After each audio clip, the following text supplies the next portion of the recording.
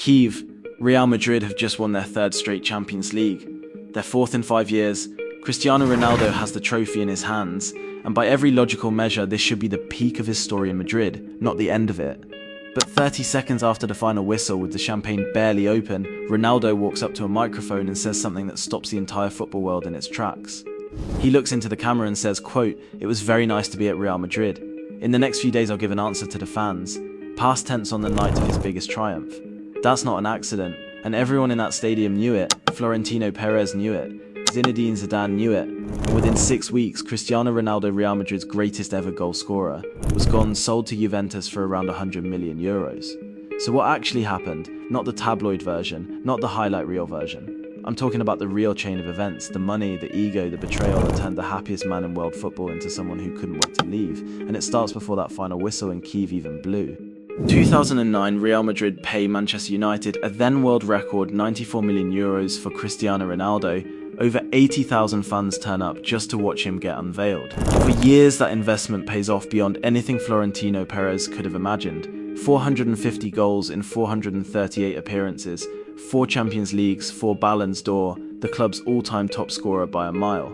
For most of that decade, Ronaldo isn't just a player at Real Madrid, he basically is Real Madrid, and in his own words years later he described exactly how that felt. He told France Football, quote, "For the first 4 or 5 years I felt like Cristiano Ronaldo." Notice what he says next, because that's the crack. Less so after. Something changed and it wasn't his numbers. Those stayed absurd until the day he left. It was how the club, and specifically the man running it, made him feel. Reason 1: money. But not in the way people assume. Ronaldo wasn't broke, obviously. He was one of the 2 or 3 highest paid athletes on the planet. But inside the Bernabeu dressing room, wages are a status symbol, and by 2016 and 2017, Ronaldo had watched Barcelona hand Lionel Messi a new deal, and watched Paris Saint-Germain throw genuinely absurd money at Neymar. He wanted his contract at Madrid to reflect that he was still, in his own mind, the best player alive, and negotiations with Perez stalled again and again. Reason 2, and this one actually hurt him personally. In 2017, Spanish prosecutors accused Ronaldo of evading roughly 14.7 million euros in taxes between 2011 and 2014. He eventually settled, paid the fine, accepted a suspended sentence, always denied deliberate wrongdoing. But here's the part that mattered: for his relationship with the club. He felt like Real Madrid, and Perez specifically, went quiet. No real public defense, no "we stand by our player," just silence, while his name got dragged through Spanish courts. If you're the club's biggest asset for 9 years, and the one time you actually need the institution to publicly have your back, that's the kind of thing that doesn't show up in a transfer fee, but it absolutely shows up in a player's head. And then there's Perez himself. Ronaldo later put it bluntly, "I felt within the club, especially from the president, that I was no longer considered in the same way as I was at the beginning. The president looked at me through eyes that didn't want to say the same thing, as if I was no longer indispensable." This is the part people forget. Through 2017 and into 2018, Florentino Perez was reportedly obsessed with one player who wasn't already at his club, Neymar. Ronaldo watched his own president chase a replacement in waiting while he was still delivering trophies. You don't have to be the most insecure superstar in the world to read that as a message. Then came the Kyiv final itself, and what happened in the days right after it. According to multiple Spanish outlets, Ronaldo had actually told teammates weeks before the final that he was seriously considering leaving.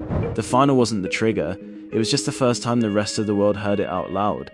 Perez was furious, publicly brushed it off to reporters, basically saying, "Why are you asking me this? We just won the Champions League, he has a contract." Zidane, on the other hand, tried to calm things down, insisting Ronaldo wasn't going anywhere. Then 5 days later, Zidane himself resigned as manager, blindsiding the entire club. Think about the timeline here: trophy, cryptic exit hint, furious president, manager quits days later.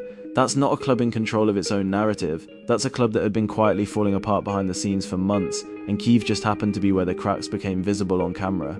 In 6 weeks after Kyiv, on July 10th, 2018, Real Madrid confirmed it. Cristiano Ronaldo was leaving for Juventus for a fee reported around 100 million euros.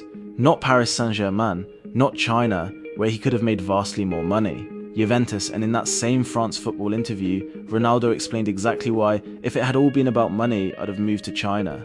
The difference is that at Juve, they really wanted me, they told me that, they showed me that. Read that sentence again. It's not about a bigger paycheck. It's not really even about football. It's a 9-year relationship ending because one side stopped saying we want you out loud and the other side needed to hear it. Real Madrid didn't collapse. This is still the biggest club on the planet. But there's a reason they went years searching for their next Ronaldo-sized identity, and a reason Perez has since admitted, in his own words, that Ronaldo's sale was, quote, the most profitable transfer in the club's history, which if you think about it, is a strange thing to be proud of about your greatest ever player.